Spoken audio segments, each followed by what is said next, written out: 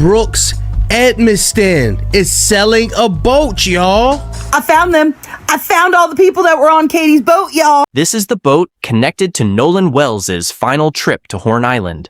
And now, it's allegedly for sale. Why now? Brooks Edmiston is selling a boat, y'all. When was a Boston Whaler ever mentioned? Who was on that boat? It's the boat B was driving, allegedly. Bombshell, y'all.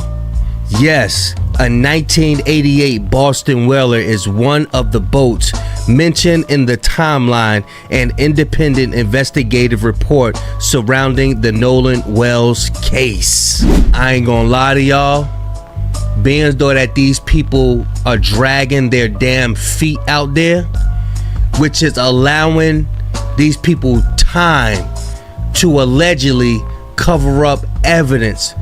Why the hell is they letting them sell a damn boat at this time, y'all? Then there's Katie.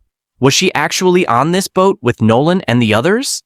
Katie has dry snitched, y'all. Here we see Katie's Snapchat where she's wearing a teal swimsuit and she's with a girl in a blue and white striped swimsuit. On this video of the three boats, you're gonna see a girl in a blue and white striped swimsuit right here on Bart's boat. And right next to her with the same long wet hair is a girl in a teal swimsuit on Bart's boat. Make sure you have your brightness turned all the way up because here we have Katie in a teal swimsuit and look at her head. She is wearing a white hat. Oh look, the video of the boat getting towed.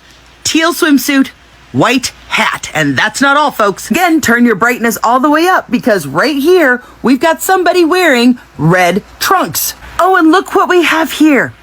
Red trunks. And here's those same red trunks on the shore right after the fight with Tristan. Katie is claiming that she allegedly caught a ride home with somebody named Marty McGrath. It just so happens that a Marty McGrath is the co-owner of the Biloxi Bay RV Resort and Marina in St. Martin. Here it is, and my, that is a massive dock way out in the water. And would you look at that? It's right next to the grandparents' house. Now, in that report with the GPS coordinates, didn't they say that they went southwest towards St. Martin Bayou?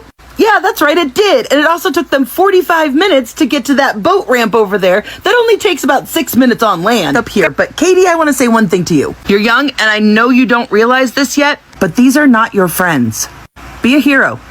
Do what's right. I found all the people that were on Katie's boat, y'all. Shout out to the real Jada J that turned me on to this picture. And as y'all can see, we've got a match with the necklace and the swimsuit. Think I busted out my glasses and red lipstick just for the swimsuit? Nah. Now, as I talked about yesterday, we've all suspected that this is Kendall for a while now. The identity of this curly-haired girl has always eluded us. Well, not anymore, folks. For now, I'm gonna just refer to these girls as T and L. As you can see, L clearly has the same kind of hair texture that's in the bottom of this picture. We know that these two were together on 4th of July, and T did not one, but 2 Nolan tributes after his body was found. Now, another one of their friends had a reel, which they did a little panning video on the best 4th of July ever. And who was in that video? Well, that looks to me to be Jacob, Kendall's longtime boyfriend. So it seems confirmation to me that both Kendall and her boyfriend were on this boat the entire day. Now that I have found this group of friends, I was scouring the pictures and I found this. We've got Elle with somebody I immediately recognized because I remembered that swimsuit and they tried to hide this picture in a document dump so you didn't know what day it was. Well, if it isn't Nevaeh. Oh, she back! She back! Same swimsuit, same belly ring. And there she is, clearly earlier in the day with Kendall, clearly on the same boat. And just in case you didn't see my video on the Tube of You yesterday, or just need a reminder, here was the friend group breakdown that I had. But to me, this seemingly clearly confirms that these two were on this boat probably all day. I say this because there's another picture from the summer with Nevaeh with the little pink cup right here. You can see the pink cup in the lap of Kendall up here, along with the matching, poles and this, all of it matches. Now I want to go back to this picture because in the background there, we see somebody seemingly approaching the group to join them to go out in red shorts. And y'all know that I have been saying for a while that in my humble opinion, I believe that the person in red shorts is Warren's brother. But now I also think there's a strong possibility that it could be Lainey's boyfriend, Drew. Just as further confirmation, these glasses match the glasses that are in the Katie Snapchat. I think it's pretty safe to say that we definitely found the people that were on the boat with Katie. Now here's where it gets a little interesting to me though. Look at how late in the day this picture seems to be taken. And they clearly were still out at night. So did they drop everybody else off? Did they come back out? Got a lot of unknowns here, but I did my social media scour. And let me explain to you what I found. So we've got L and T on the boat with Kendall and Nevaeh, like we've confirmed that. We also know at some point Katie was on the boat with them as well. T was the only one that seemed to be connected to Nolan on social media. Now remember how the person who released the Snapchat pictures of Katie said that they were not friends with her? Well, I found that T was actually connected to a lot of people social media wise, whether they were following her or she was following them. I was able to find Javon. I was able to find Ava D, the girl from the party. I was able to find the entire Hudson family, as well as Katie, Lainey, Trin, Ava, all of the other friend group, the core group that I talked about yesterday. And I found out that L was either following or was followed by Ava, Jax, and Bart. Now here's the real kicker. When I went to T's Book of Face page, I found out that she was FB friends with not only Warren's mom, but Bart's mom as well, and several other adults that are close friends with that mom group. And I also found out that Lainey and Nevaeh are both friends with the older McGrath brother, but it seems like he was in Texas at the time, so most likely he was not on the boat or around for this. However, he does have a younger brother who is friends with T on social media. And that makes me wonder if the younger McGrath brother might have been on that boat. Now remember, Lainey said that she was not on Horn Island. She was with a different group of friends on a different island altogether. But now I'm wondering if this boat, this group, might have been the other group that they got into the altercation with. Because remember, they specifically said that they knew the guy, like knew of him, but they weren't like friends with him. Because does nobody else think it's weird that whoever else they were fighting on the beach hasn't come forward? Especially if they were people that didn't really know these people? But could this boat have been the fourth boat that we've seen? Because if this is the same red shorts guy, then how did he get onto the other boat? Now, these are online theories and have not been verified by authorities. So let's put the speculation aside and look at what have been verified. For weeks, the same questions have followed this case. What happened on Horn Island? What happened during the hours before Nolan's friends left without him? And what can the evidence still tell investigators about those final hours? Now, as August comes to a close, several developments have put new pressure on an investigation that remains unresolved. Nolan's phone still hasn't been examined. The NAACP has joined the Wells family's legal team. Members of Congress are calling for federal involvement. Nolan's family has met directly with the district attorney. And 3 of the young men who were with Nolan are threatening a defamation lawsuit against Reverend Al Sharpton. None of those developments answers the central question, but together, they show something important. This case is nowhere near settled. Here's what changed. Let's start with one of the most important pieces of evidence in the case.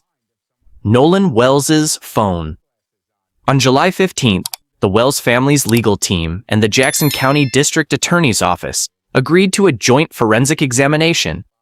The concept was straightforward. Both sides would have experts present. Both would examine the same device, and neither side would get exclusive access before the other. But more than a month passed, and the examination still hadn't happened.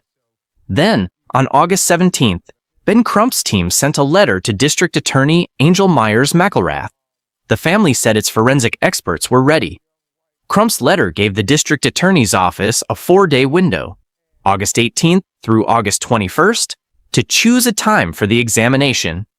The proposed location was the Digital Forensics Lab at Mississippi Gulf Coast Community College, a location the DA's office had previously selected, and the family said it was prepared to move on short notice.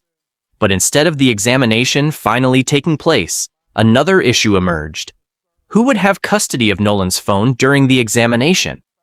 That became a sticking point, and the significance of the phone is obvious.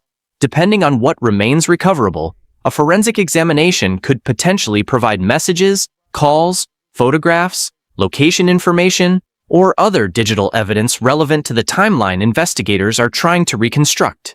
But for now, that examination remains unresolved. And that means one of the potentially most important pieces of evidence in this case is still waiting to be examined. And the phone dispute wasn't happening in isolation. On that same day, August 17th, the NAACP's Office of General Counsel announced that it was joining the Wells family's legal team. The organization said its lawyers would work alongside Ben Crump's team in seeking what it described as a comprehensive investigation and greater transparency from Mississippi authorities. That brought another major institution directly into the legal effort surrounding Nolan's death. But the pressure didn't stop there. Members of the Congressional Black Caucus also called on the U.S. Department of Justice to open an independent federal investigation into the circumstances surrounding Nolan's death. Now, it's important to separate the different forms of federal involvement. The FBI has previously been involved in examining digital evidence connected to the case and investigating threats. That is not the same as saying the FBI has taken over the investigation into Nolan's death, but the broader picture is still significant. The Wells family has its own legal team. The NAACP's legal counsel is now involved. Members of Congress are calling for federal action, and the state investigation remains ongoing. Which brings us to the person at the center of the state's criminal case, District Attorney Angel Myers McIlrath. After weeks of public tension, Nolan's family met face-to-face with District Attorney Angel Myers McIlrath. And one detail about that meeting stands out. It was described as respectful. That's notable because the public discussion surrounding this case has often been anything but calm. The Wells family has demanded answers. The district attorney has maintained that certain evidence must remain sealed while the case moves toward a grand jury. And that has left many people following the case frustrated by how little information has been released.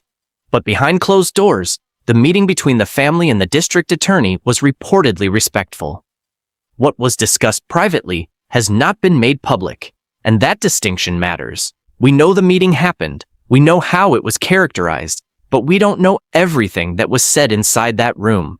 What we do know is that the case remains headed toward a grand jury, and until that process moves forward, some of the most important evidence remains out of public view, including the state's autopsy findings. On August 21st, another major development emerged. This time, it involved Reverend Al Sharpton. Attorneys representing Warren Hudson, Jax Pitalow, and Morgan Seymour, three of Nolan's friends who were on the boat, sent Sharpton a 19-page pre-suit demand letter. The letter accused Sharpton of defamation over public comments that the attorneys say portrayed the three young men as responsible for what happened to Nolan. The attorneys demanded that Sharpton retract the statements and issue apologies. They gave him 10 days. But Sharpton's response was not a retreat. He said he welcomed the lawsuit, and his position was straightforward. If the three men actually take the matter to court, the legal process could involve testimony and discovery. That could mean depositions, it could mean records, and it could mean questions about the events on Horn Island being addressed under oath rather than through competing public statements. But there's an important distinction here. A demand letter is not a lawsuit. As of this week, it remains unclear whether the three men will actually file one. And until they do, there is no courtroom discovery and no sworn testimony resulting from this dispute. For now, the clock is simply running. And while the legal battle continues, Nolan Wells' story has attracted attention far beyond Ocean Springs. This week, media mogul Byron Allen donated $100,000 to Nolan's GoFundMe. It's another indication of how far the case has traveled beyond the Mississippi Gulf Coast. What began with the death of an 18-year-old after a July 4th trip to Horn Island has now drawn attention from family attorneys, civil rights organizations, members of Congress, national media figures, and others. But all of that attention hasn't produced the answer people are waiting for. If anything, the unanswered questions remain. The state autopsy has been completed, but its findings remain sealed pending the grand jury process. The independent autopsy commissioned by Nolan's family reached an undetermined conclusion. The independent examination also documented an area of discoloration on the back of Nolan's head that the examining pathologist said could not be fully explained. Toxicology results remain another unresolved part of the picture. and Nolan's phone still has not undergone the joint forensic examination the two sides agreed to in July. Then there's the legal battle involving the three friends and Reverend Sharpton. And above all of it, the grand jury, still ahead, still unresolved, and potentially capable of changing the direction of the case. So that's where the Nolan Wells case stands right now. A phone examination that hasn't happened, an autopsy that remains sealed, an independent examination that could not determine the cause and manner of death, a grand jury that has yet to resolve the case, a family demanding answers, and a growing legal battle surrounding some of the people who were with Nolan during his final hours. Each development matters, but none of them has answered the question that brought everyone here in the first place. What happened to Nolan Wells after his friend's boat left Horn Island without him? That answer remains unresolved, and that's why the latest developments matter. Because until the phone is examined, until the evidence is presented, and until the grand jury has its say, there are still pieces of this story the public simply does not know. And remember the boat we started with? That listing is something viewers can look at and ask questions about. But whether it has any connection whatsoever to the circumstances surrounding Nolan's death is something we cannot establish from the listing alone. That's the line we have to keep clear. What is known? What is alleged? And what remains unknown? The Nolan Wells case is still open, and we'll be watching what happens next. If you want to follow those developments as they happen, subscribe to the channel. Because the next answer could come from the phone, it could come from the grand jury, it could come from the courtroom, or it could come from evidence that hasn't been made public yet.